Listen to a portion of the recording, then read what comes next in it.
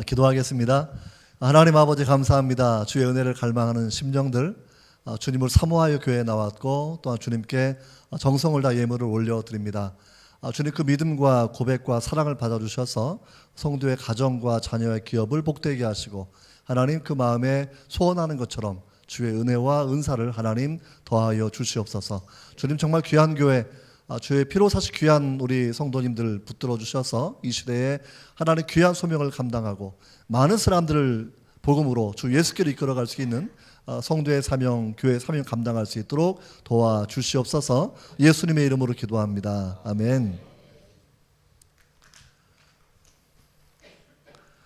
할렐루야. 반갑습니다. 기호 1번 김기호입니다. 그래서 우리 목사님 말씀하신 것처럼 언젠가 또 다른 선거에 나갈 수 있는 기회가 있었으면 좋겠다 생각이 듭니다. 우리 목사님이 학교에 다니실 때도 굉장히 영성이 있고 인품도 훌륭하시고 모든 후배들에게 존경을 많이 받으셨는데 또 저에게 또 아낌없는 격려를 많이 해주셔서 저녁 식사하면서 또 미래에 대한 또 새로운 꿈들을 그렇게 꾸게 됩니다. 저는 한동대학교에서 한 11년 정도 지금 일을 하고 있고요.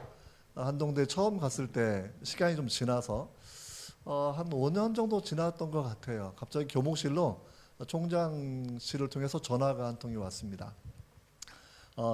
다음 주에 귀한 장로님이 한 분 학교를 방문하시는데 내용은 뭐냐면 그분이 장학금을 좀 기탁하고 싶어 하신다고. 그러니까 물어보니까 한 1억 원 정도 하실 의향이 있으시다고 얘기를 하시더라고요. 그래서 저희가 또 기다리고 있었는데 한 번 더 연락이 왔어요.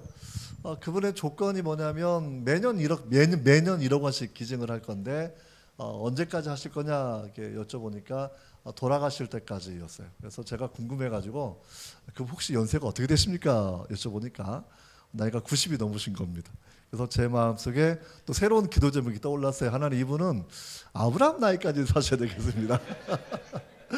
그분이 오셔서 학교를 방문하시고 매년 1억 원 장학금을 내시겠다고 하셨던 분이 학생들의 너무 이쁘고 그러니까 평생 모았던 재산 110억 원을 학교에 기증을 하시고 또 그렇게 또 몇 해 전에 또 세상을 떠나시게 됐습니다. 저희 한동대학교가 성도님들의 기도 또 후원 이런 기증을 통해서 유지되고 있는데 목적은 뭐 학생을 키우는 거죠. 우리 한동대학교 이름에 약간 그 이야기가 있는데 한동대학교가 왜 한동대학교이냐 이렇게 여러 가지 이야기가 있습니다. 한국의 동쪽 이거는 교과서의 답변이고요.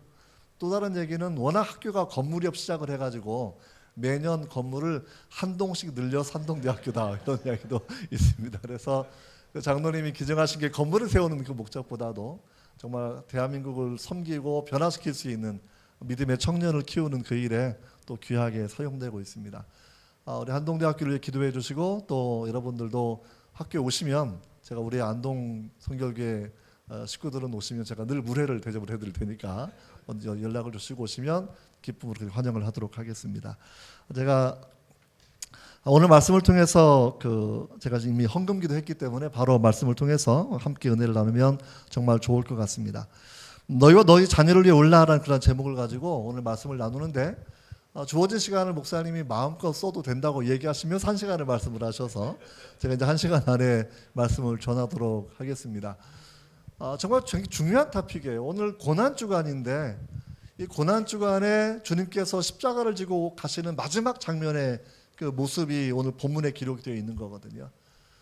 정말 얼마나 힘드시겠어요. 힘드신데 정말 밤새도록 주님이 구타도 당하셨고 채찍질을 맞으셨고 그리고 이제 그 무거운 십자가를 지고 가시는 그 길 가운데 넘어지고 또 넘어지고 이런 장면이 반복되다가 홀로 지고 가기 어려운 상황이 되어서 구레네 사람 시몬을 붙여주었던 장면이 오늘 본문의 배경이 됩니다. 자, 이걸 바라보면서 제 마음에 드는 첫 번째 그 은혜가 저한테는 있었어요. 뭐냐면 이 당시에 구레네 사람 시몬은 십자가를 억지로 진 사람이고 자기가 원하지 않았지만 로마 군인이 명령한 당시에는 보통 로마 군인이 오리를 가자면 오리를 가야 되는 군대의 특수한 권한이 있었기 때문에 사람을 지적하고 십자가를 같이 지도록 요구를 하면 그걸 거절할 수 있는 명분이 하나도 없었던 그런 때였거든요. 그래서 자기가 자기 아들과 함께 예루살렘을 방문하고 그다음에 이제 구경하던 사람이었다가 우연히 십자가를 지게 되었다라는 거예요. 그런데 이 가족에도 놀라운 변화가 생겨서 여러분 로마서 16장 13절을 바라보시면 이렇게 기록되어 있는데 주 안에서 택하심을 입은 루포와 그의 어머니에게 문안하라. 그의 어머니는 내 어머니라. 사도 바울이 그렇게 이야기하고 있는 거예요. 리비아 지역 구레네는 리비아 지역에 그러면 이제 아프리카 북부 지역인데 이집트 그다음에 튀니지 가운데의 나라가 이제 리비아라는 그런 지역인데요. 지중해 연안에 있는 그런 나라이기도 합니다. 거기에 살던 사람이 먼 길을 걸어서 유월절을 지키겠다고 예루살렘을 방문한 그런 상황이었어요. 본인은 예수님을 잘 모르는 그런 사람입니다. 그저 어떤 사람이 불쌍하게 혹은 정말 잔인한 형벌을 받는 그 현장으로 끌려가는 상황이었는데 그때 이제 그니 쓰러진 장면을 바라보다가 본인에게 십자가가 주어진 그런 모습이 여기에 담겨져 있는 것이죠.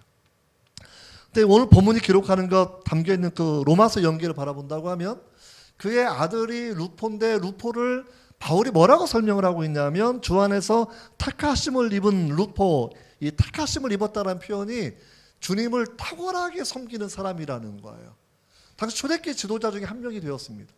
그리고 정말 안디옥에 머물 때 아마 바울을 도와주고 열심히 섬겨주었던 분이 이 루포의 어머니, 오늘 십자가를 지었던 시몬의 아내였거든요. 근데 사도 바울이 얼마나 큰 섬김과 은혜를 끼쳤는지 나의 어머니다라 이야기하고 있고 그리고 그의 아들이 초대교회 지도자 중에 한 명이 된 것을 바라보면서 제가 처음에 느끼는 은혜고 나누고 싶은 이야기는 신앙의 가문에 대한 그러한 이야기입니다. 지금은 민주주의 사회를 우리가 살아가고 있고요. 나름대로 기독교가 한국도 이제 100여 년 넘어가면서 신앙이 5대째 이런 집안이 종종 사실은 많이 있습니다. 뭐 할아버지도 장로님이고 그 위에 분도 장로님이고 뭐 이런 학생들 종종 만나게 되는데 근데 불행히도 한국을 바라보면 기독교가 이제 문화를 꽃피우기도 전에 시들어가는 그런 모습을 현재 보이고 있다는 것이죠. 뭐 어른들은 통계상 그래도 20% 가까운 사람들이 기독교인 명부 기록이 되고 있는데 청년들 같은 경우에는 불과 10% 정도가 종교를 고르면 기독교라고 표시하는 사람들이고요. 그런데 거기에 가나안 신자 빼고 가나안은 교회를 안 나가는 사람들을 말하는 거꾸로 교회를 안 나가는 친구들 절반 정도 빼고 이단 빼고 이러면 불과 100명 중에 3명 정도만이 신앙생활을 하는 것이 우리 한국의 청년이라는 것이죠. 여러분 당시에 신앙생활 하는 것 구레네 사람 시몬이 우연히 십자가를 지었지만 우연한 예수님과의 만남을 통해서 그의 가족 전체가 바뀌었다라는 거예요. 그 안에는 정말 바울을 섬길 수 있는 신실한 교회의 여성 지도자가 되어서 교회를 섬겼고 사도를 섬겼고 그 험한 시대 당시 예수 믿고 출세하는 그런 시대가 아니라 예수 믿으면 고난당하고 쫓겨다니고 때로는 죽음을 맞이하는 그런 시대인데 자기 아들이 결국은 예수님의 복음을 전하고 교회를 지키는 지도자가 되었다라는 것이죠. 그 험한 시대인데 무엇이 시몬을 변화시켜서 자기 온 가족으로 하여금 예수 그리스도를 섬기고 그 복음과 교회를 위해서 살게 했는가라는 그런 부분을 우리가 한번 생각해 보셔야 된다라는 거예요. 또 무엇을 보았겠습니까? 제일 처음에 보았던 것은 십자가를 지고 가는 정말 연약한 불쌍한 죄인의 모습이었겠죠. 예수님이. 따로 2명의 강도는 채찍질 형벌을 당하지 않았으니까 건장한 시체를 가지고 자기 십자가를 지고 가는 장면이었고 예수님이 이미 채찍의 형벌을 받으셔서 몸이 멀쩡하게 남아있지 않으니까 이미 과다한 출혈도 하셨고 그래서 자기 십자가를 지지 못하고 3번이나 넘어지시고 가는 장면을 생각해 보게 되는데 여러분 그 예수님을 바라보았는데 정말 불쌍한 사람이었고 로마 군인이 명령해서 그 십자가 지는 것을 도와주었지만 결국은 그 가족 전체가 십자가를 지는 집안이 되었다라는 거예요. 여러분 한국교회 우리가 이 부분을 깊이 생각해 보아야 된다고 봅니다. 신앙의 계승이 이어지지 않은 부분이 한국에 너무나 많이 있다라는 거야. 신앙의 계승이 이어지지 않은 집안들. 제가 이제 보통 밖에 교회 나가서 말씀을 전할 때가 있고 또 교육부서 이제 세미나 하거나 이럴 때가 있으면 꼭 교육부서를 맡은 전도사님이나 목사님이 저한테 부탁하는 게 종종 있습니다. 시험 때가 되면 교회 재직자의 자녀인데 교회 나오지 않습니다. 학원에 가는 게 더 급하다라는 거고요. 특별히 고등학교 2학년, 3학년 올라가게 되면 뭐 대학교 가서 신앙생활 잘하면 되지. 뭐 이렇게 열심히 할 게 뭐 있느냐? 그냥 적당하게 예배 한번 드리든지 뭐 이런 정도를 얘기하면서 교회 활동을 많이 못하게 하는 이야기를 듣게 돼요. 근데 본인들이 이야기하면 사직서를 써야 되는 거니까 저한테 얘기를 해달라고 교수님이 얘기해 주시면 좀 듣지 않겠습니까? 여러분, 왜 예수 그리스도의 복음에 대해서, 그 말씀에 대해서 우리는 믿는다고 이야기하면서도 주님에게 드릴 그 예배에 대해서 소홀한 마음을 갖게 되고 우리 자녀들에게 신앙의 계승이 이어지지 못하게 했는지 정말 사실은 안타까운 마음들을 많이 갖게 되었다라는 거예요. 여러분, 우리가 이 말씀 바라보면서 제일 먼저 오늘 처음에 시작할 마음의 소원이 정말 나의 가정에서 신앙의 계승은 이루어지고 있는가, 내 자녀 세대, 내 손자, 손녀 세대에 똑같이 예수 그리스도를 사랑하고 목숨을 걸만하고 인생 전체를 걸만한 신앙의 명문가가 되었는지, 아니면 나만 교회를 다니고 있고 어느 순간부터인가 아들, 딸 교회 잘 다니지 않고 손자, 손녀 교회 안 다니고 있지 않은지, 우리가 이 부분에 대해서 오늘 기도하는 마음을 가지고 말씀을 함께 보면 정말 좋을 것 같습니다. 여러분, 이 말씀 바라보시면서 이제 오늘 배경을 이제 설명을 좀 해드릴게요. 오늘 본문의 이야기가 예수님이 공생의 마지막 날 십자가를 가시고 이제 오늘 못 박혀서 돌아가시는 그런 장면이죠. 이번 주로 말하면 금요일쯤 되는 장면이라고 여러분 생각을 그렇게 하시면 됩니다. 정말 주님께서 아이들 그 십자가를 지고 가시는데 사실은 많은 사람들이 주님을 따라오죠. 군인들은 조롱하고 남자들도 조롱하고, 근데 이제 예루살렘의 딸들이 따라오면서 슬피우는 그런 장면이 오늘 본문의 여러분 배경에 여러분 기록되어 있지 않습니까? 여러분, 그 상황 가운데 주님께서 이렇게 말씀을 하시는 거예요. 그들을 돌이켜 말씀하실 때 28절을 바라보시면 정말 예루살렘의 딸들아 나를 위하여 울지 말고 너희와 너희 자녀를 위해 울라라고 이렇게 주님께서 하시는 말씀이 우리가 이제 오늘 본격적으로 나눌 두 번째 그런 메시지가 될 겁니다. 예수님을 향해서 우는 게 정상이에요, 사실은요. 우리가 가끔 언론을 바라보면 예전에 이 강아지들을 핍박하는 사람 종종 있지 않습니까? 그러니까 이제 뭐 개를 끌고 가는데 차에다 매달고 가거나 오토바이 매달고 가서 그 사진 찍혀가지고 동물 학대죄로 이제 고소되는 사람들이 종종 있었는데, 짐승을 그렇게 끌고 가도 사람들이 화가 막 나는 거예요. 당시에 십자가 형벌을 지는 장면 얼마나 무서운 형벌인데, 여러분, 건강한 청년 같은 예수님이 온몸이 사실은 신체가 망가지고 혈관이 터지고 근육이 찢기고 머리도 성한 게 하나도 없고 가시관 쓰고 막 끌 가시는 그런 장면인데 우는 게 여러분 마땅하지 않겠습니까? 주님의 처음 이야기가 그 힘겨운 상황 가운데 몸을 돌이켜 그들을 바라보시면서 예루살렘의 딸들아 나를 위해 울지 말고 너희와 너희 자녀를 위해 울라라고 하시는 말씀이 우리가 오늘 생각해 봐야 된다는 거예요. 왜 울지 말라고 말씀하셨을까요? 이게 성경 읽을 때 종종 질문을 많이 하셔야 돼요. 왜 울지 말라고 하셨지? 왜 이렇게 이 단어가 사용되었지? 이런 부분을 보셔야 되는데, 당시에 예수님의 제자들, 사도들하고 예수님을 따라오면서 울던 여인들하고 예수님을 못 박으라고 했던 종교 지도자들하고 어떠한 사람도 주님의 십자가를 제대로 이해한 사람은 아무도 없었습니다. 아무도 없었어요. 오죽하면 예수님이 십자가를 지시려고 예루살렘 가시는 길에 바디메오 눈을 뜨는 그 장면을 생각해 보시면 돼요. 바로 바디메오를 눈뜨게 하는 그 사건 전에 여러분 세베대 아들 요한하고 야고보가 예수님께 어머니를 청해서 그 요청했던 것들이 있지 않습니까? 이제 새로운 나라가 세워지게 되면 예수님 높은 자리 두 개를, 좌우의 두 자리를 우리 형제에게 주십시오라고 요청하는 그런 장면이에요. 근데 그 이야기를 전해 들었던 사도들이 화를 막 내는, 왜? 주님을 3년 넘게 따라다녔어요. 집을 떠나고 때로 아내를 떠나서 다녔던 이유는 새로운 나라에 대한 꿈을 가지고 있었고, 주님의 권능, 주님의 능력, 물결위를 걸으시고 오병이어 기적을 행하시고 죽은 자를 살아나게 하시고 수많은 질병을 치료하시는 예수님을 우리가 그들이 바라보았기 때문에 이 정도의 능력과 권능 있는 분이 새로운 왕국을 만들면 얼마나 좋을까. 그러면 우리가 3년간 따라다닌 거에 대해서 많은 보상을 얻을 수 있고 이제 우리가 정치적인 야망을 실현할 수 있다라는 그런 마음의 소원을 사실은 저마다 가지고 있었다라는 것이죠. 주님을 이용해서 아직까지는 나의 소원을 이루고 싶은 그런 마음이 제자들이 있었을 때 제자들도 전혀 주님의 십자가를 이해하지 못하는 상황이었다라는 거예요. 사도들도 이 사건을 이해하지 못하고 있는데 예루살렘에 있는 여성들이 십자가를 정확하게 이해하지는 아직 못하고 있었을 그런 때입니다. 여러분, 십자가의 죽음은 우연히 이루어진 것이 결코 아니에요. 구약 성경에 성경 전체에 예언이 총 몇 개가 있냐면 100개 있을까요? 100개? 200개? 300개? 이런 아시면 선물을 큰 거 드리겠습니다. 365개. 아주 많이 올라갔는데 더 많이 돼요. 더 많이 돼요. 무려 1817개 예언이 성경에 기록되어 있습니다. 1817개 예언이 있어요. 그 중에서 예수님에 대해서 초림하시는 예수님이 이렇게 죽으실 거다라는 거기까지 포함된 예언이 136개예요. 그 다음에 재림하신 예수님의 모습을 설명하는 예언이 55개가 있습니다. 총 191개 예언이 기록되어 있는 것이죠.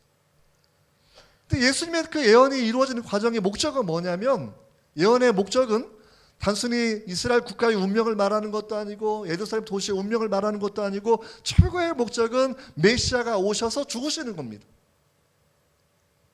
왜 죽으시냐면 아담 이후에 타락한 모든 사람들의 죄, 인간의 모든 죄를 담당하시고 하나님의 어린 양으로 대속의 죽음을 죽으시는 것이 하나님의 계획이었고 하나님의 작정하심이었고 하나님의 섭리였고 하나님의 구원의 은혜였다라는 것이죠. 다시 말해 내가 아픈데 병원에 가야 돼요. 병원 가서 내가 울면 아프면 울겠지만 하지만 병원 가면 많은 사람들이 이제 안심을 할 거예요. 내가 좋은 의사를 만날 수 있고 좋은 시설에 있는 병원에 왔으니까 내가 치료가 될 거야 라고 생각을 여러분 하지 않겠습니까? 주님께서 여성들에게 나를 울지 말라고 말씀하셨던 것은 십자가의 깊은 의미 때문에 그렇다라는 거예요. 십자가는 여인들이 동정의 눈물을 흘릴 대상이 아니라 우리가 감사의 찬양을 올려야 될 내용이기 때문입니다. 십자가 때문에 죄사함 받고 십자가 때문에 신유 병고침도 일어나는 것이고요. 여러분 십자가가 얼마나 귀중한 거예요. 십자가가. 여러분 십자가를 생각해 보면 우리는 사실은 만왕의 예수께서 십자가에 달리셔서 피 흘려주셨을 때 그게 우리한테 얼마나 큰 은혜를 주는지 여러분 이 부분을 우리가 깊이 한번 나눠보기를 원합니다. 마가복음 10장 45절 바라보시면 이렇게 되어 있어요. 인자가 온 것은 섬김을 받으려 함이 아니라 도리어 섬기려 하고 자기 목숨을 많은 사람의 대속물로 주려고 왔다라고 하셨거든요.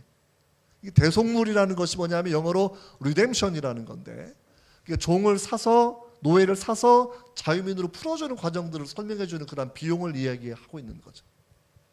우리의 죄를 위해서 주님께서 대신 죽으시고 그 대신 죽으심을 통해서 우리는 하나님 앞에 진정한 자유인, 진정한 하나님의 자녀가 되는 은혜가 여기 있다라는 거예요. 이 십자가는 정말 감사의 사실은 제목입니다. 감사의 은혜예요. 제가 살아오면서 저는 굉장히 몸이 좀 많이 아팠던 사람 중에 한 명입니다. 좀 멀쩡해 보이지만 제가 신학대학 다녔을 때는 몸무게가 한 60kg 좀 안 되던 때예요. 지금 제 몸무게가 좀 많이 나갑니다. 그래서 지금 살 빼는 게 목적인데 결혼을 잘하고 났더니 아내가 워낙 저를 찌어놔가지고 결혼하고 나서 한 20kg 넘게 살이 쪘어요. 지금 80 넘은 건 비밀이고 80kg 훌쩍 넘어가 버린 그런 몸무게입니다. 근데 제가 왜 몸이 말랐었냐면 제가 몸이 아팠거든요. 저는 이제 중고등학교 때 병이 2개가 있었는데 결핵, 폐결핵 3기를 앓은 적이 있었고 심장에 부정맥을 앓은 적이 있었어요. 부정맥.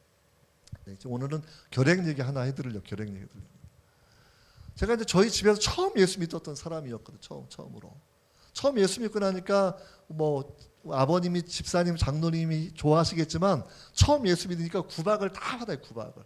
교회 못 가게 하시고 혼내고 이런 거고. 그러다가 이제 몰래 새벽기도도 나가고 주일 예배 나가고 또 주일학교 이제 회장도 하고 열심히 교회 봉사를 열심히 하고 있는데 갑자기 중학교 때 제가 몸이 덜컥 아프더니 그 보건소에서 폐결핵이라는 진단을 받고 왔어요. 우리 아버지 어머니가 치다 보더니 교회 나가더니 꼴 좋다 그러고 부모님이 그렇게 말씀을 하시는 거였어요. 그래서 이제 교회 나가지 말라고 얘기하시는 거고 이런 상황이었습니다.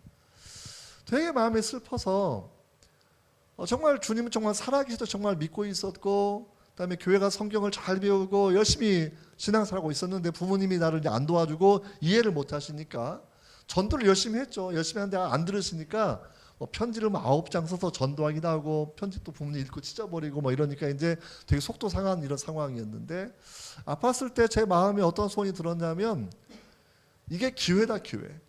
하나님의 살아계심을 보여줄 수 있는 기회다 생각을 해서 열심히 기도를 하기 시작을 했어요. 하나님 이 병을 좀 하나님이 고쳐주세요. 약을 먹고 나았다 그러면 약 먹고 나았다 그럴 거니까 그 어릴 때 강한 믿음이 되게 생긴 거예요. 하나님 내가 약을 먹지 않겠습니다. 그래서 다른 사람 따라하면 잘 안 되는데 그때 제가 약을 먹지 않고 기도하기 시작을 하는 거예요.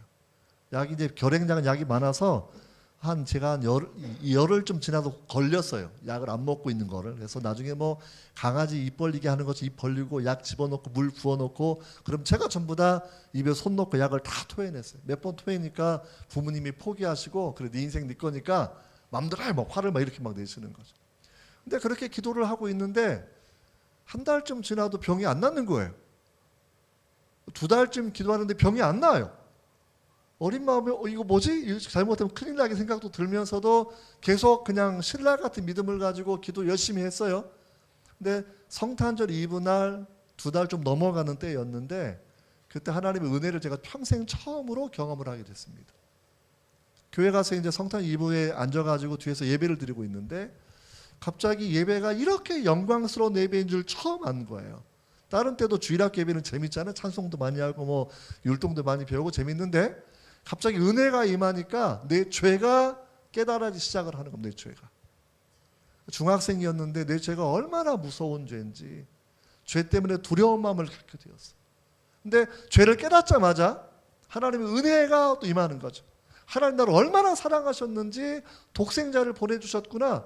예수님 나를 얼마나 사랑하셨는지 십자가에서 못 박혀서 창에 찔려서 대신 죽으셨구나. 이게 또 생각을 해서 막 우는 거예요. 내 손에 가시 하나 박혀도 아픈데 주님은 얼마나 아프셨을까 생각하고 또 울고 그래서 그 예배 시간 1시간 20분 정도 걸렸는데 1시간 20분 동안 뭐 설교 들은 건 아니에요.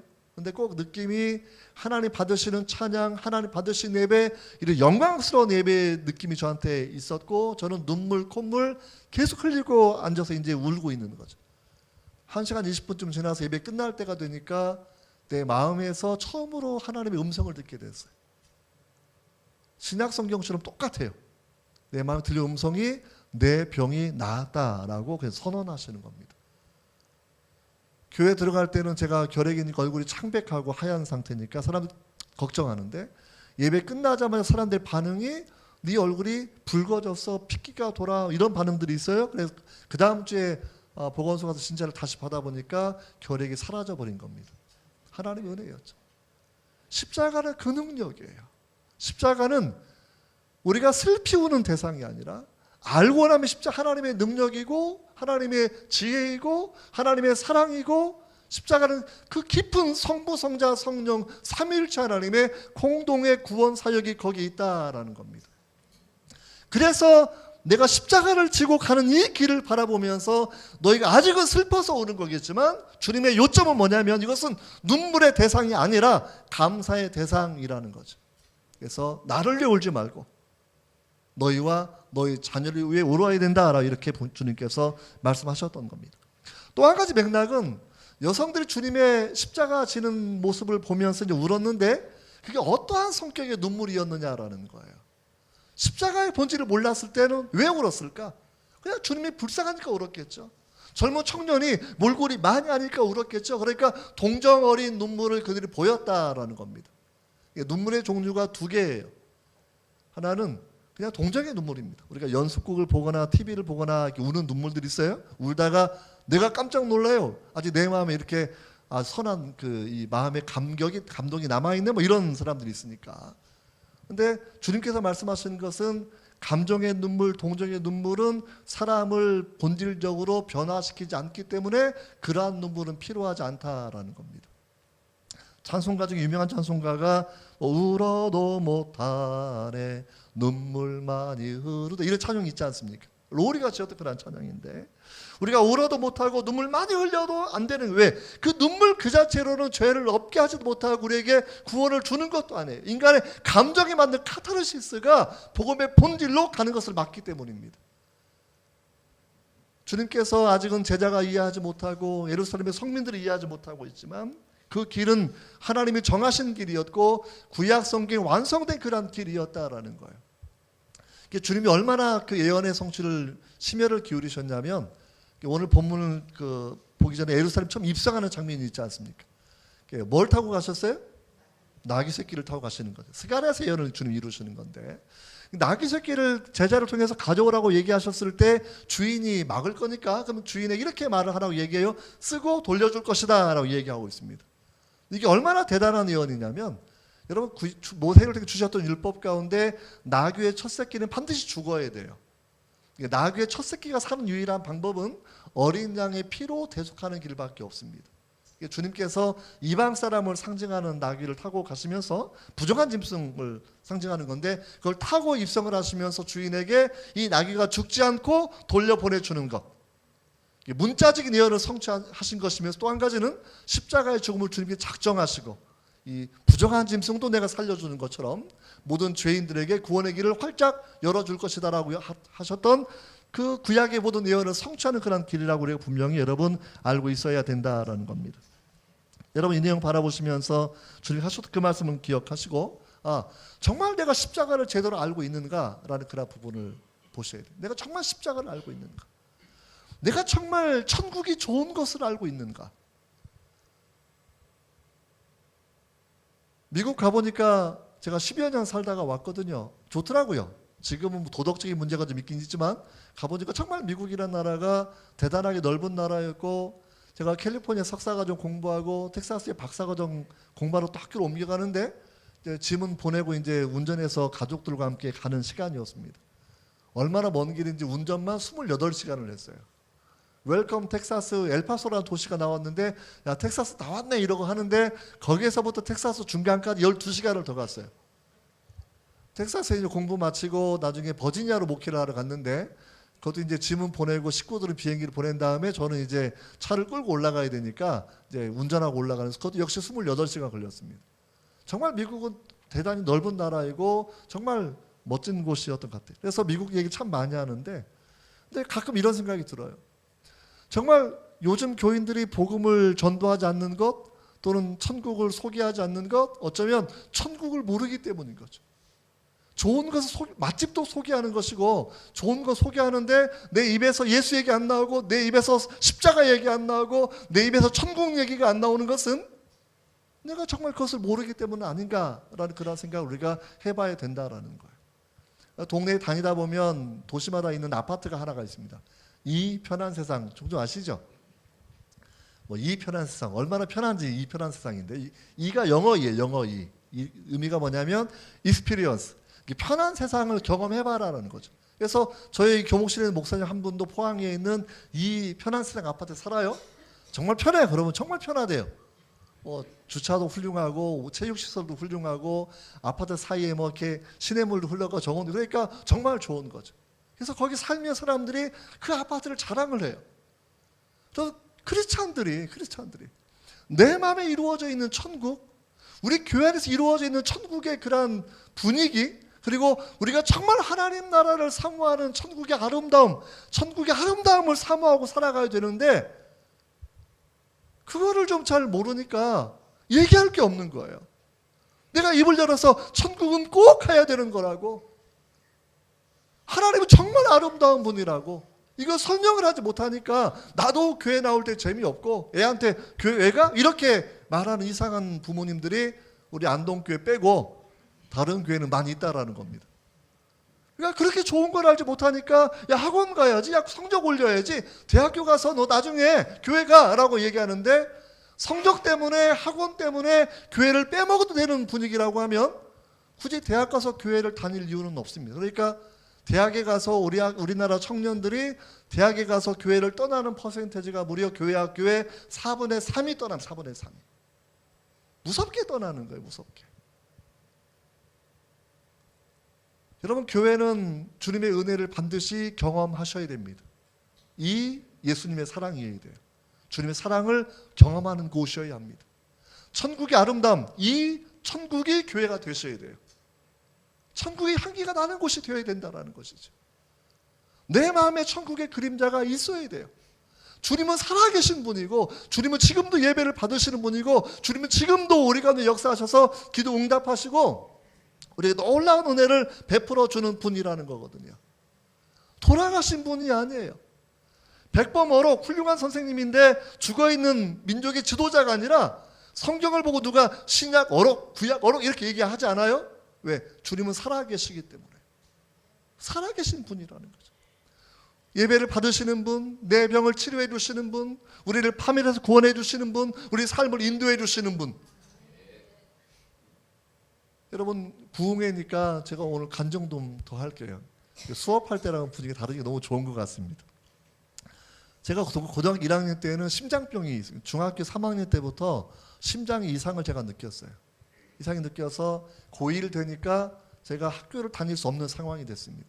이게 후천적인 거긴 한데 심장의 부정맥이 심해져서 맥박 쉬는 데가 너무 아파요. 바늘로 막 찌르는 것처럼 아프고, 그다음에 맥박이 얼마나 많이 뛰는지 보통 한 60몇 번 뛰어야 정각 건강한 거잖아요. 80번 뛰어도 빨리 뛰는 건데 제가 세보니까 110 몇 번까지 맥박이 뛰어요. 그것도 부정맥은 맥박이 불규칙하게 뛰는 거예요. 보통 사람은 이거고요. 저는 이렇게 뛰는 거예요, 맥박이. 그리고 얘가 아파요.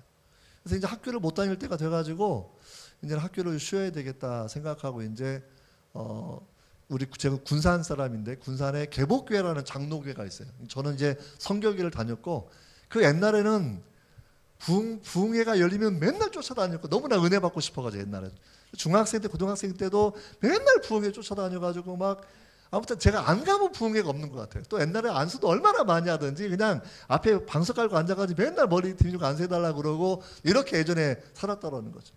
근데 거기 교회가 되게 큰 게 한 2,000명 정도 모이는 그런 교회였는데 그날 제가 하나님 앞에 헌신한 날이에요. 내가 하나님 병들어 있지만 내가 주님께 내 인생을 드립니다.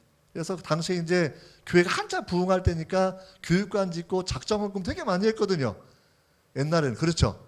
저도 우리 교회가 아닌데 또 목사님이 작정금 하라 그러니까 제가 쓸 수 없는 금액을 쓰고 작정금도 내고 그거 갚느라고 7개월은 죽는 줄 알았습니다. 오죽하면 돈을 죽게 해달라고 기도까지 했겠어요. 하나님 돈 필요하면 돈 죽게 해주세요. 용돈은 안 주시니까.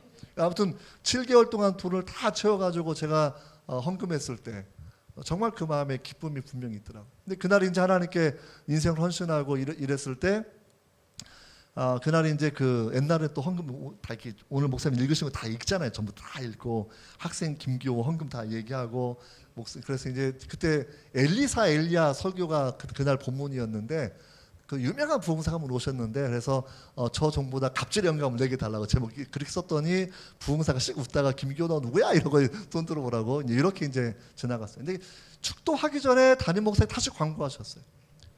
여러분 축도하기 전에 맨날 일찍 나가시는데 제발 일찍 가지 마시고 축도 끝나고 나면 10분간은 제발 기도 좀 하고 가세요라고 얘기하는 거예요.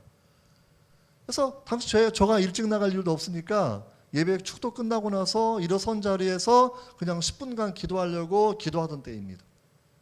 별일은 없었죠. 그냥 기도하고 있는데 갑자기 놀라운 일이 생긴 거예요. 머리끝에 발끝까지 찌릿찌릿한 느낌이 흘러내려와 약간 어떤 능력이 흘러오는 것처럼 저는 꼭 전기 같은 느낌이라고 제가 표현하는데 느낌이 흘러 들어오는 거예요. 그리고 나더니 갑자기 내 마음 가운데서 몇 분 지나더니 제가 두 번째 들었던 음성이 첫 번째는 그 2년 전에 들었던 음성이었고요. 내 병 나았다. 이게 다시 두 번째 든 음성이었는데 내 심장의 박동을 세어보아라 그러시는 거예요. 그래서 시계가 없으니까 옆에 있는 벽시계를 쳐다보고 이게 세는 거죠. 1분 돌아갈 때 심장이 얼마나 뛰는 건지. 네, 놀라운 것이요. 내 심장의 박동을 세어보아라 음성을 듣고 벽시계 바라보고 심장을 세고 있는데 내 느낌이 이상한 거예요. 왜냐하면 이게 다다다 뛰는 게 아니라 그냥 이렇게 뛰는 거예요. 이제는 정확하게. 그리고 정확하게 65번, 66번 셀 때마다 좀 다르긴 한데 70번은 절대 안 넘고요. 65번에서 68번 정도 사이에서 몇 번을 재도 그 정도밖에 안 나오는 거예요. 지금 생각해 보면 누가 심장의 맥박을 박동을 한 번에 바꿀 수 있겠습니까? 제가 목사님 아들도 아니에요. 당시에 우리 부모님 그때도 교회 아직 안 나오셨거든요. 그러니까 집사님 아들도 아니에요. 나 혼자 교회 다니고 내 형제들도 교회를 안 다닐 때예요. 나 혼자 교회 다니면서 내가 복음을 알고 예수님의 사랑을 알게 되면서 비로소 그때 하나님 내가 주님 부르시면 내가 이 길을 걸어가겠다고 서원하던 날 주님은 아무도 모르는 또 우리 교회도 아니었잖아요. 우리 교회도 아니었고 그 큰 교회 가서 구석에 앉아 예배드리는 저를 쳐다와 주셔서 내 심장의 질병을 주님이 고쳐주셨다라는 거예요. 생각할수록 인생을 생각할수록 그 은혜가 정말 많습니다. 정말 주님이 살아계시는 거구나라는 그런 부분들. 정말 주의 그 은혜가 얼마나 대단했는지. 아무튼 제가 인생을 살면서 제가 오늘 설교하면 중간중간 말씀을 전하겠습니다만, 정말 여러분 오늘 본문 가운데서도 십자가의 그 길을 통해서 우리에게 놀라운 구원의 길, 놀라운 은혜의 길이 활짝 열린 것이 이 사건 때문이었다. 여러분 분명히 기억을 그렇게 하셔야 됩니다. 그럼 이제 본문의 내용으로 돌아가서 주님 말씀을 기억해 봅시다. 너희와 너희 자녀를 위해 울라 이렇게 말씀해 주셨어요. 왜 너희와 너희 자녀를 위해 울라라고 말씀하셨을까요? 왜 울어야 되는 것일까요? 울어라가 어떠한 의미를 가지고 있는 것이겠습니까? 나를 위해 울지 말고 너희와 너희 자녀를 울어야 돼 라고 말씀하셨을 때에 여러분 제일 먼저 어른 세대에게 너희 자신을 위해서 지금 울라는 거예요. 주님의 십자가의 모습 바라보면서 불쌍하다고 울 게 아니라 진짜 마음을 찢고 울어야 되는 것은 내 마음의 죄악의 본성을 생각하고 울어야 된다는 겁니다. 내 죄를 바라보면 눈물이 흐를 수밖에 없거든요. 내 죄가 다 드러나지 않아서 외형적으로 멀쩡해 보여요. 저 같아도 얼마나 멀쩡해 보입니까? 학교 교수이고요, 목사이기도 하고요, 박사학위를 가지고 있기도 하고요. 하지만 내가 마음에 범죄한 그 모든 죄악들의 10분의 1만 드러나도 내 삶에서 아직 밝혀지지 않았던 나의 실수들이 드러난다고 하면 누가 나를 존경하겠습니까? 누가 나를 좋은 사람 이야기하겠습니까? 마찬가지겠죠. 우리 모두가 마찬가지였을 거예요. 여러분 우리 한동대학교에 여름방학마다 한동 영어 캠프가 그래서 중학생 초등학교 4학년부터 이제 한 100여 명 받아가지고 3주일 동안 영어로 이제 생활하고 하는 그런 시간을 갖는 캠프가 있습니다. 어느 날 이제 그 캠프에서 연락이 왔어요. 그래서 애들 영어 캠프인데 주일날 설교자가 필요한데 목사님 설교해달라고. 그래서 이제 대학생만 상대로 설교하다가 초등학교 중간부터 중학교까지 설교하는 게 얼마나 신경이 많이 쓰여요. 그래서 이제 성경을 읽고 열심히 연구하다가 설교의 토픽을 잡았어요. 그래서 God's image, 하나님의 형상이라는 제목을 가지고 이렇게 설교해야 되겠구나. 그래서 이제 보통 대학생 때 많이 안 쓰던 제스처를 막 쓰는 거예요. 그래서 생각을 하는 거예요. 와, 너 정말 이쁘다. 누구 닮았니? 그러면 엄마야 막 그래요. 와, 너 정말 멋지다. 누구 닮았어? 그러면 아빠요 얘기를 막 해요. 그러니까 여기저기 얼마나 막 소리가 막 나와서 내가 그래서 엄마 닮고 아빠 닮고 야 너무나 좋지 라고 얘기했더니 애들이 뭐라고 했겠어요? 100명 정도가 한결같이 아니요 아니요. 얼마나 깜짝 놀랐는지 제가 설교 엉망진창 되고 말았어요. 원래 그래서 너희가 엄마 닮고 아빠 닮고 참 예쁘구나. 우리는 하나님을 닮은 형상이 있는데 이걸 잘 지키고 살아가야 돼. 이런 설교 하려고 했다가 갑자기 내가 닮은 엄마 아빠 싫다고 말하는 게 왜 싫다고 물어보니까 영어 캠프 3주일 보내려고 얼마나 윽박질러 했어. 너 거기 안 갔다 오면 너 혼나고 그 협박도 하고 또 사탕도 너 갔다 오면 이거 선물을 줄게 하면서 이제 집을 떠나 3주일 동안 보내는 과정이니까 애들이 정말 싫은 거 집 떠나는 한편에서. 여러분 자녀를 너무나 사랑하니까 영어 캠프도 보내고 영어 학원도 보내고 또 여기저기 무슨 뭐 온갖 교육 프로그램 다 사람들이 보내지 않습니까? 이 땅을 살아갈 때에 좋은 직장 좀 얻어보라고, 좋은 학력 좀 얻어보라고. 그게 필요하다 생각을 했기 때문에. 근데 우리가 이 땅을 살 때에 좋은 직업도 필요하고 좋은 학교도 필요한데 아무리 좋은 직업을 얻고 좋은 학교를 다녀도 우리가 30년, 40년 일하면 다 은퇴를 해야 된다라는 거예요. 수십 년의 삶을 위해서 그 많은 투자를 하는데 내가 살아가는 내 아들과 딸이 이 땅에서는 잘 살았는데 하나님의 이 천국을 경험하지 못한다고 하면 얼마나 불쌍한 사람이 되는 것입니까? 여러분 정말로 예수님께서 너희와 너의 자녀를 울라라 말씀하셨던 것은 어른의 본성의 죄악이 있을 뿐만이 아니라 우리가 살아가는 자녀들이지만 자녀에게 늘 좋은 영향력을 미치지 못하고 나쁜 영향력을 미치는 부모들이 여러분 생각보다 많이 있다라는 거예요. 여러분 이것을 우리가 되게 마음 아파해야 되는 부분들입니다. 좋은 걸 닮아서 좋게 잘 성장하면 좋은데 어느 날 화가 막 날 때가 있어요. 내가 배우지 않았으면 싶은 나의 성격을 아이가 배웠을 때 굉장히 부모님이 불쾌하게 하면서 더 윽박지르고 더 화를 낼 때가 많이 있는데 이게 화를 낼 게 아니라 하나님께 엎드려서 기도하고 통곡하면서 죄가 이어지는 거에 대해서 굉장히 마음 아파하고 우리가 울어야 되는 그런 내용이라고 우리가 여러분 생각할 수가 있습니다. 여러분 정말 자기 자신을 바라보십시오. 여러분 성경 이렇게 말해요. 태어난 모든 사람들은 죄인으로 태어난 거죠. 조나단 에드워즈 목사님이라고 미국 프린스턴 대학교의 3대 총장님이 계셨어요. 아주 훌륭한 분인데 제가 프린스턴 신학교 공부할 때 그분이 묘지가 학교 앞에 있어가지고 제가 매주 한 번, 두 번씩 그 묘지를 산책할 겸 가서 기도하고 돌아왔던 생각이 납니다. 그분이 이렇게 얘기해요. 왜 사람들이 십자가의 복음을 듣고 반응이 없는가 이거예요. 왜 십자가의 복음을 듣고 반응이 없는가? 그 사람들은 자기 마음이 독사의 독거미보다 악랄한 독이 있다는 것을 모르기 때문에 십자가의 반응이 없다라는 거죠. 여러분 정말 주님이 없다고 하면 우리 목은 그냥 열린 무덤. 로마 3장을 바라보면 바울이 그렇게 설명하고 있는데 그들의 목구멍은 열린 무덤이요 그 혀로는 속임을 일삼고 입은 말만 열면 거짓말이 막 나온다는 거죠. 그 입술에는 독사의 독, 다른 사람을 죽이는 독이 묻혀있는 말을 한다는 거예요. 그 입에는 저주와 악취가 있어요.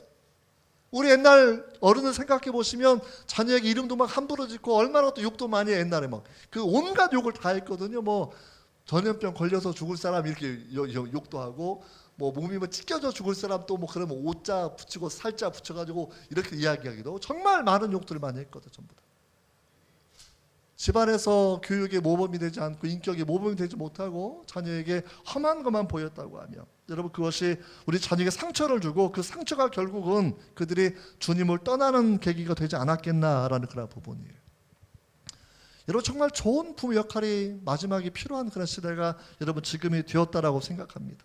좋은 부모 역할이 정말 필요해요.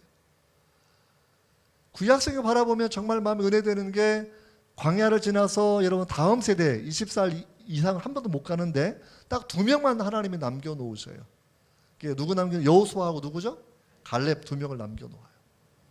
근데 여호수아와 갈렙이 죽고 장로들이 죽으니까 사사기의 암흑의 시대가 시작이 되는 겁니다. 어른의 역할이 필요하다는 거거든요. 요즘 시대가 뭐 라떼라든지 또는 꼰대라는 말 되게 싫어하는데 주님은 진짜 꼰대 여호수아 갈렙을 남겨놓는 거예요. 진짜 라떼 여호수아 갈렙을 남겨놓고 장로들을 남겨놓아서 왜? 그들이 살아서 영적인 꼰대 짓을 하셔야 돼요.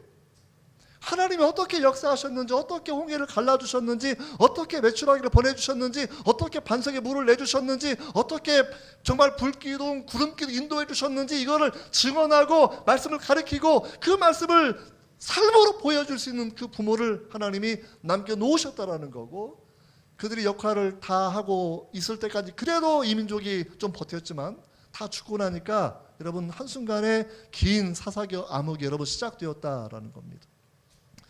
저는 우리 학교 교수님들께 그런 얘기 종종 해요. 은퇴를 얼마 앞둔 교수님들에게 정말 꼰대짓 좀 확실히 하십시오. 꼰대짓 좀. 우리 한동대학교 하나님 은혜로 어떻게 버텨왔는지 어떻게 기도하고 은혜 가운데 살아오면서 매년 건물을 한 동 짓고 수많은 사람들 키워냈는지 돈이 있어 세운 학교가 아니라 돈이 있어 운영되는 학교가 아니라 하나님의 은혜와 기도를 어떻게 운영되어 왔는지를 계속 입만 열면 간증하라고. 그것이 해야 되는 어른의 역할이기 때문이라는 겁니다. 여러분 자녀에게 죄를 전달해 주는 것이 아니라 자녀에게 은혜를 전달하고 살아계심을 전달하고 기도하는 방법을 전달해 주어 이것이 부모에게 남겨준 하나님의 사명이라고 그렇게 여러분 생각합니다. 또 한 가지 우리가 반성해 볼 게 분명히 있어요. 자녀 세대가 왜 이렇게 문제가 생겼을까 참 많은 생각을 해요. 한국에 처음 나왔을 때도 뭐 가난한 청년 뭐 3% 지금은 숫자가 좀 더 내려간 상황이거든요. 뭐 2점 몇 프로 뭐 이렇게 지금 이야기하는 상황인데 정말 이게 어떻게 시작된 것일까 생각을 해보고 또 한 들은 생각이 교회에서 직분을 너무나 가볍게 여기는 이게 밖에 나가서 이제 뭐 첫 직장을 가졌을 때 또는 좋은 성과를 거두었을 때 우리가 자랑을 많이 합니다. 자랑을 많이 하는데 우리 자녀가 교회에서 교회 학교 교사가 되거나 혹은 성가대 멤버를 하거나 뭐 이런 활동을 했을 때 정말 집에서 이거를 타단하게 격려해주고 칭찬해주는 문화가 필요한데 이걸 되게 가볍게 하는 분들이 많이 있다라는 거예요. 여러분 미국에서 우리가 잘 아는 지미 카터 대통령이 계시는데 지금도 100살이 넘었는 살아 계셔요. 지금도. 그분이 18살에 세례를 받고 교회 학교에서 교리교사로 50년을 넘게 일을 하셨어요. 2015년 제가 기억하는데 15년 6월 달에 미국 대법원에서 동성결혼 합헌이 통과가 됐어요. 참 힘든 때였는데 그때 미국의 기독교이 더 슬퍼했던 것은 8월 초에 지미 카터 대통령이 암 때문에 다시 언론에 나왔어요. 그분이 대국민 담화를 발표한 건데 보통 이제 에모리 대학병원에 치료를 받고 있었는데 더 이상 병원에서 내 병을 컨트롤 못한답니다. 어쩌면 내가 여러분께 마지막 나오는 모습이 있습니다. 이걸 얘기하려고 2015년도 8월 달에 나왔어요. 그러니까 미국에 있는 복음주의 기독교인들이 헌법이 이상하게 되면서 교회는 더 어려워졌고, 그리고 평생 교회학교 교사를 대통령직보다 더 귀하게 여겼던 믿음의 대통령도 암으로 돌아가시니까 너무나 슬픈 상황이었거든요.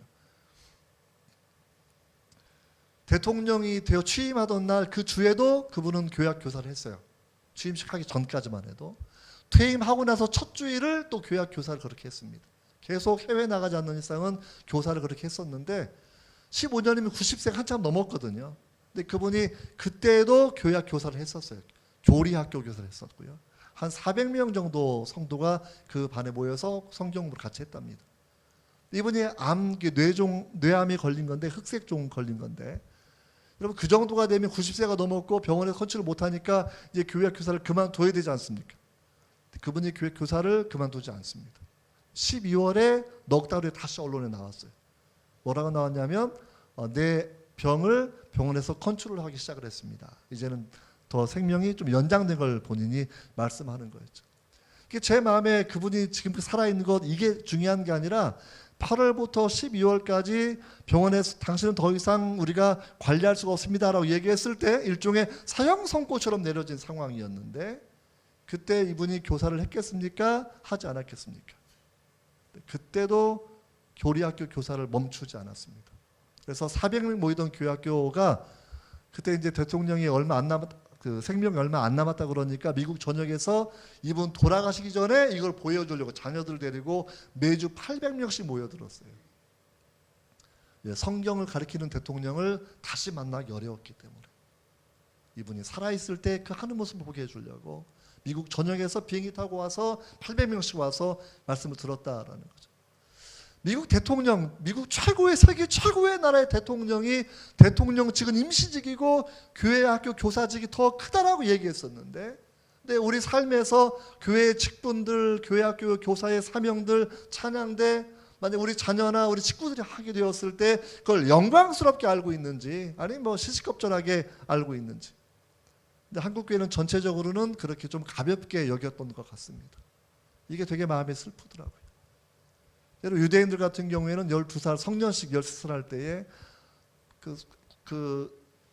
그들이 이제 랍비 지도를 받는 거지만 구약 성경, 그들이 말하는 그 성경을 읽고 뜻풀이를 하고 그러면 최고의 축제가 벌어집니다. 우리 아이가 하나님 말씀을 읽고 설명할 수 있고 그러면 비로소 이제 성인이 되었다고 얘기해서 굉장한 축제를 벌이게 되는데, 우리나라 뭐 교회든지 밖이든지 성년식은 다른 의미로 진행이 되고 있고, 우리가 주 예수 안에서 믿음의 진보를 일으키는 이 부분에 대해서 우리가 얼마나 많은 관심을 가지고 있는지 우리가 한번 돌이켜보는 것이 필요하다 생각이 됩니다. 여러분, 또 한편에서 너희와 너희 자녀를 울라 말씀하셨던 것은 예언의 메시지.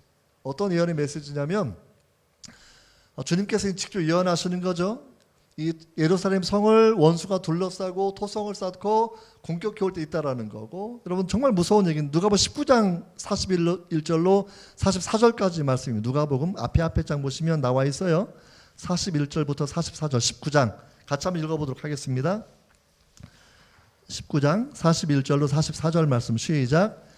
가까이 오사 성을 보시고 우시며 이르시되 너도 오늘 평화에 관한 일을 알았더라면 좋을 뻔하였거니와 지금 내 눈에 숨겨졌도다. 날이 이를지라 내 원수 토성을 쌓고 너를 둘러 사면으로 가두고 또 너와 및 그 가운데 있는 내 자식들을 땅에 메어치며 돌 하나도 돌 위에 남기지 아니하리니 이는 권고받는 날을 내가 알지 못하기 때문이다 말씀을 하시는 거죠. 여러분, 이 예언의 메시지가 1차적으로는 AD 70년에 이루어지게 됩니다. 67년부터 전쟁이 벌어져서 한때 게릴라들이 이제 로마군을 이겼던 때가 있었고요. 최강 로마군이 열받아서 3개 군단을 증파를 해가지고 아예 그냥 거의 뭐 씨를 말리는 것처럼 뭐 성전도 다 무너뜨리고 많은 사람을 처벌했던 그 무서운 전쟁이 일어나게 되었습니다. 근데 이 날이라고 하는 그런 표현을 바라보면 보라 그날이 이르면, 오늘 본문에 읽었던 말씀인데 영어로는 days예요. days. 뭐 긴 기간이기도 하고요. 혹은 AD 70년 하나의 사건만 말하는 것이 아니라 145년 바르코바이난 때 50만 명 정도 죽었다고 이야기하고 있는데, 그때 이제 예루살렘이 완전히 망하게 되는 거죠, 기본적으로. 그리고 어쩌면 종말에 일어날 마지막 환란의 문제가 주님께서 예언의 메시지가 여기에 담겨 있다고 생각이 됩니다.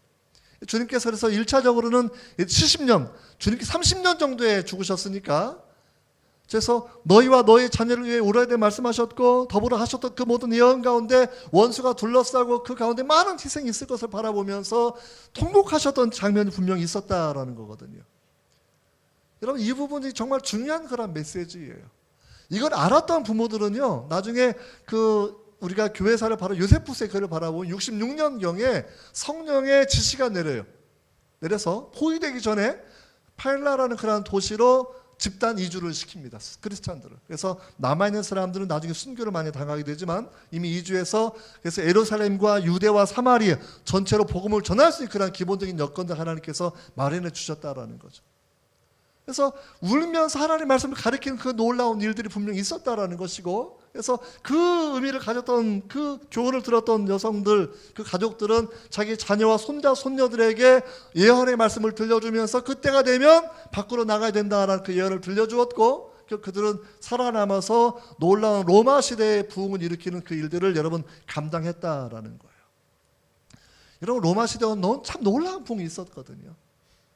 한국교회는 청년들이 100명에 3명밖에 믿지 않지만, 예수님이 죽으시고 나서 승천하실 때 120명의 문도가 마가의 다락방에 모여 있었습니다. 불과 120명밖에 없었어요. 근데 우리가 13년 로마의 콘스탄틴 대제가 전쟁이 이겨서 이제 황제가 되었을 때 밀라노 칙령을 내려요. 이건 국교 명령이 아니라 기독교 핍박 중지령을 내리는 건데, 이미 그 당시에 로마 전체 인구의 12% 정도가 기독교인이 되었다고 이야기합니다. 3%가 아니고 12%. 700만 명이 넘는 사람이 크리스찬이 된 거예요. 근데 로마의 교회에 놀라운 저력이 뭐가 있냐면, 세 가지의 부흥의 원인이 거기에 있었어요. 한 가지는 뭐냐면, 마이클 그릴이라는 그 교회 사가가 이 부분을 기록해서 쓰고 있는데, 첫 번째는 사도와 사도의 제자들과 교부들은 분명하게 왜 예수 그리스도를 믿어야 되는지를 설명을 잘 해주었다는 겁니다. 주 예수 그리스도, 이게 복음의 요점이에요. 예수가 왜 메시아냐, 이거 설명해 주는 거예요. 그리고 예수 메시아가 왜 주 하나님이냐라는 거예요. 보통 주 예수 하게 되면 예수님 성이 주신도 아는데, 주씨 아니에요. 주는 이제 하나님이라는 그런 고백입니다. 예수가 왜 메시아죠? 그 많은 예언이 성취되었기 때문에 메시아예요. 그 많은 기적을 행하셨기 때문에 메시아예요. 죽었다가 살아나셔서 메시아예요. 너무나 확실한 메시아예요. 예언만 알아도 한국에는 많은 이단들 넘어가지 않습니다. 태어난 동네가 베들레헴이어야 돼요. 우리나라의 모든 이단의 교주가 태어난 동네는 베들레헴 아닙니다, 기본적으로. 아브라함과 이삭과 야곱과 다윗의 혈통이어야 돼요. 혈통만 알아도 이 가짜들 전부 다 넘어가지 않아야 되는데, 제대로 성경에 대한 분석이 이루어지지 않으니까 헛것에 다 넘어가서 100만 명 넘는 사람이 이단에 지금 속해 있다고 지금 이야기하고 있지 않습니까? 얼마나 무서운 일인지 몰라요, 기본적으로. 정말 주 예수를 왜 믿는, 이게 분명하면 전도 안 할 수가 없는 거예요. 이게 분명하면 내 자녀에게 예수를 안 전할 수가 없는 거예요, 기본적으로. 그리고 두 번째는 로마에 전염병이 돌 때마다 교회가 성장했습니다. 당시 전염병은 무서워요. 약이 별로 없었기 때문에 병원도 환자를 내다 버리고 가족도 다 내다 버려요. 그러면 버려진 사람들을 데려다가 씻기고 입히고 최선을 다해 돌보는 사람은 기독교인들입니다. 병원도 나를 버렸고 가족도 나를 버렸는데 나를 데려다 씻기고 입히는 선한 사마리아 사람의 사랑을 크리스찬들이 실천하니까 많은 사람의 마음을 열고 복음을 듣고 예수 믿는 사람 대열에 합류했다라는 거예요. 근데 지금 우리가 한국교회가 도덕에 대해서는 사회의 지탄을 참 많이 받습니다. 복음은 나를 바꾸는 게 복음이에요. 내 삶이 바뀌어야 돼요. 내 재정관이 바뀌어야 돼요. 내 가치관이 바뀌어야 돼요. 세 번째 로마교회 성장한 이유는 뭐냐면, 예수 그리스도의 이름의 권세가 예배와 기도 가운데 있었다라는 거예요. 죽어있는 종교가 아닙니다. 종교 행사가 아니에요. 신유가 있었고 귀신을 쫓아내는 역사가 있었고 하나님의 기도 응답이 있었고, 그러니까 비록 순교가 끊이지 않는 시대를 살아가면서도 너무나 확실하니까 이 편한 세상이 아니라 이 천국을 경험한 사람이 되고 나니까 목숨을 걸고 예수를 믿었다라는 거거든요. 여러분, 우리가 오늘 말씀을 통해서 그 부분을 여러분 점검해 보셔야 됩니다. 예수 안 믿고 별 차이가 없는 게 아닙니다. 주님께 하셨던 말씀이 오늘 마지막 31절 바라보시면 푸른 나무에도 이같이 하거든 마른 나무에는 어떻게 되리요? 라고 주님 말씀하시는 거예요. 푸른 나무는 예수님을 상징하는 거예요. 죄가 없는 예수님도 세상의 권력이 타락하면 예수님도 십자가에 못 박고 잔인하게 죽이는데, 죄 없는 예수님도 그렇게 죽으셨는데 죄인들이야 얼마나 심한 고통을 받을 수 있겠습니까? 세상 권력을 떠나서 하나님의 공의로 심판을 누가 피할 수가 있겠습니까?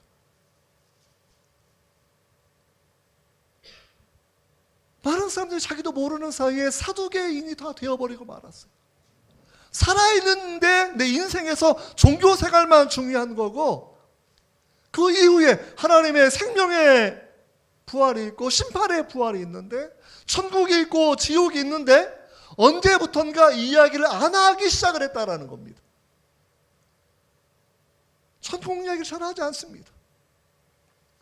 천국은 세 종류죠. 내 마음에 이루어지는 천국이 있습니다. 내 삶에서, 교회에서 드러나는 천국의 영향력이 있어요. 하지만 마지막에 최종적으로는 하나님 나라의 완성이 있지 않습니까? 미국 가보니까 좋더라. 전 좋아. 왜냐하면, 왜 좋았냐면, 제가 이제 박사학위 받을 때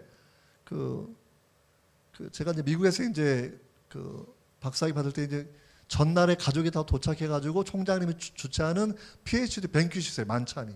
한 500명 모여가지고 이제 박사학위 한 60명들, 지도 교수들, 가족들 모여서 초호화 만찬을 해요. 그리고 자기 논문 2분씩 발표도 하고 사진도 찍고 이런 시간인데 뿌듯하죠. 그 다음 날 이제 졸업식이 열려요. 그러면 이제 한국 졸업식의 대표만 상을 받는데, 거기는 모든 학부생들이 일일이 총장한테 졸업장을 받고 기념사진 찍고 막 내려가는 거예요. 그러면 이제 하이라이트는 박사학위 받는 시간입니다. 그래서 총장님이 밑으로 내려와서 악수하고 심사위원 5명 중에 3명이 저랑 함께 올라가서 이제 박사학위 후드를 씌워주는 시간을 갖거든요.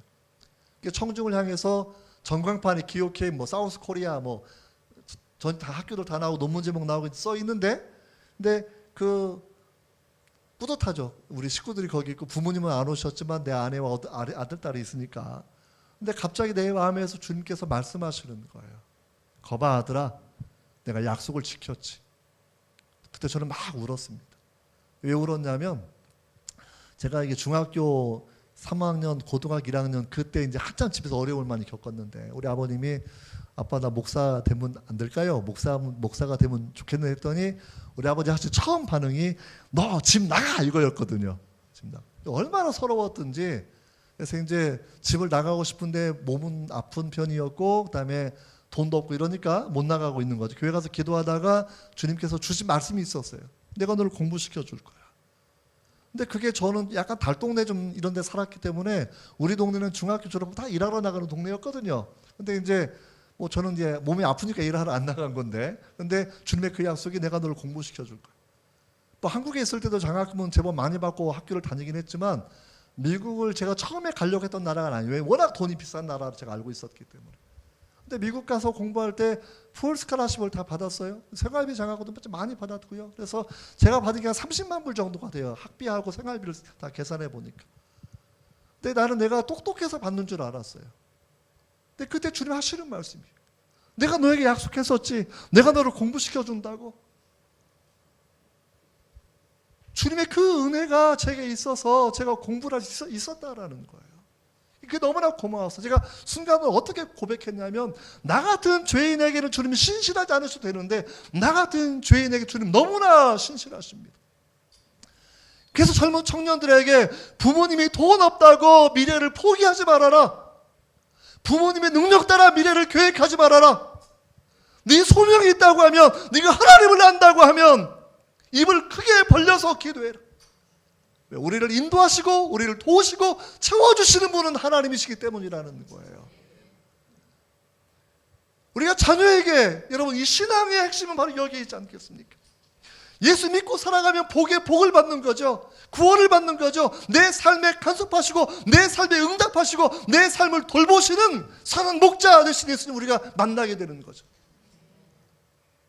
내가 뭐라고 기도에 응답하십니까? 내가 뭐라고 그분이 생각하시고 장학금을 채워주십니까? 내가 뭐라고 가장 좋은 배필을 만나게 해주십니까? 다 하나님의 은혜였다라는 것이지.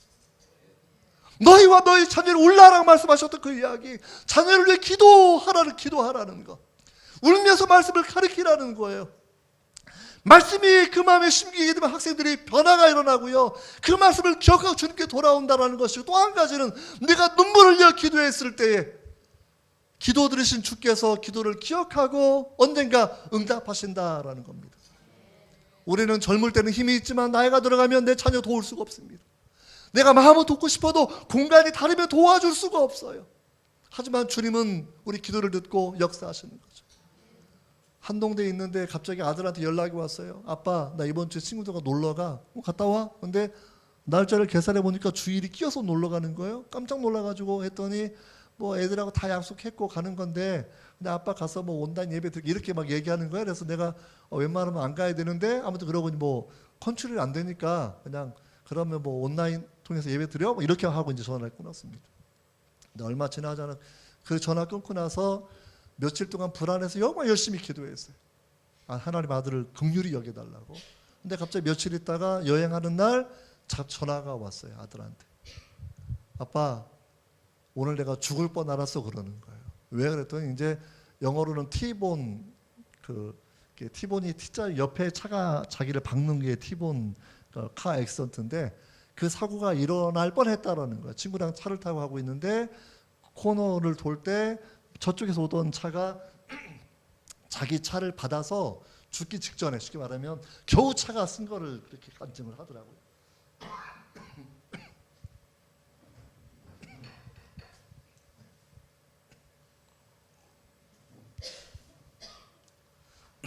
기침하는 거 제가 보니까 끝날 때가 다 된 것 같아요. 어떤 마무리를 잘 하도록 하겠습니다. 저는 한국에서 기도한 거예요. 근데 응답은 미국에서 이루어지는 거예요. 잘못하면 죽고, 아들이 오죽하면 내가 엄마 아빠 얼굴도 못 보고 죽는다는 그 순간 생각했다라는 거예요. 겨우 가까스로 사고를 면해서 살아난 것. 태평양 건너서 역사하는 능력을 가진 분은 주님밖에 없습니다. 기도가 30년 지나고 40년 지나서 내 자손을 긍휼히 여길 분은 주님밖에 없다라는 거예요. 그래서 너희와 너희 자녀를 위해 기도하라, 주님 이렇게 말씀을 해주셨는데, 여러분 이게 우리한테 필요한 부분이 바로 저는 여기에 있다라고 생각이 됩니다. 여러분 자녀 위해 많이 기도하십니까? 눈물이 있는 기도가 하십니까? 이 문제예요. 눈물 없는 기도 잘 믿지 못할 것 같아요. 여러분 구약 성경에 좋은 왕이 히스기야가 참 좋은 왕이에요. 그렇죠? 죽을 병에 걸렸다가도 15년 생미 연장되었고, 주님의 엄청난 기적 가운데 사내립의 군사가 18만 5천 명이 전멸당하고 그 기적을 경험한 왕이 히스기야 왕인데, 여러분 마지막에 바벨론에서 사절에 와가지고 너무 좋아서 이제 왕궁 보여주고 보물창고 보여주고 막 이런 게 있었거든요. 그때 이사야가 그걸 듣고 나서 화가 나가지고 와가지고, 왕이요 무슨 짓 했습니까? 물어보니까 내가 외교관계 동맹 맺으려고 다 보여줬어요 이러니까, 여러분 이사야가 뭐라고 얘기했습니까? 그 본 모든 것들, 왕궁과 창고의 보물들을, 기물들을 바빌론에 뺏기게 될 겁니다. 그리고 왕의 자손들의 몇몇이 환관이 될 겁니다. 만약에 우리나라의 유명한 목사님, 예언의 은사가 있어가지고 오셔가지고 당신 아들 환관 될 거야 그러면 어떻게 해야 돼요? 히스기야가 뭐라고 얘기합니까? 내 때에 평안과 안보가 있으면 난 그것을 족하다라는 거예요. 우리는 자녀 세대 바라보면서 위기를 알고 있습니다. AI도 많이 발달하고 있고 환경 문제도 분명히 있고 참 어려운 세계 정세 우리가 바라보고 있는데, 이때 우리가 부모로 살아가는 이유가 무엇이겠습니까? 하나님의 은혜를 아는 사람, 대한민국 교회의 부흥을 경험했던 사람, 통금 때문에 교회에 금요일날 오게 되면 새벽까지 기도하던 그 기억을 가졌던 어른 성도들, 어른 성도의 마지막 회복이 있어야 돼요. 비행기 사고 나면 산소 마스크 내려오면 어른 먼저 쓰고 아이를 끼워주는 거거든요. 어른이 살아나서 다시 한번 부흥의 때를 기억해 보셔야 돼요. 통금 있던 때를 기억해 보셔야 돼요. 우리가 금식하면서 매달렸던 그 때를 기억하셔야 돼요. 그때 기도 들어주셔서 나라를 잘 살게 만들어주셨고, 나라를 튼튼하게 지키게 해주셨고, 교회가 성장하게 해주셨는데, 진짜 잘 살고 나니까 우리도 신앙이 약해졌습니다. 기도빨이 약해졌어요. 금식하는 사람이 줄어들었어요. 자녀에게도 우리가 하나님 은혜 가운데 잘 살게 되었는데 다른 것만 가르쳐요. 학벌이 좋아야 돼. 좋은 직장 가야 돼. 연봉이 많아야 돼. 이것만 얘기하고 있다는 거죠. 여러분, 오늘의 본문의 이야기는 우리에게 던져줄 그런 메시지입니다. 현실에 만족하지 마십시오. 정치에 만족하지 마십시오. 물질의 문명에 만족하지 마십시오.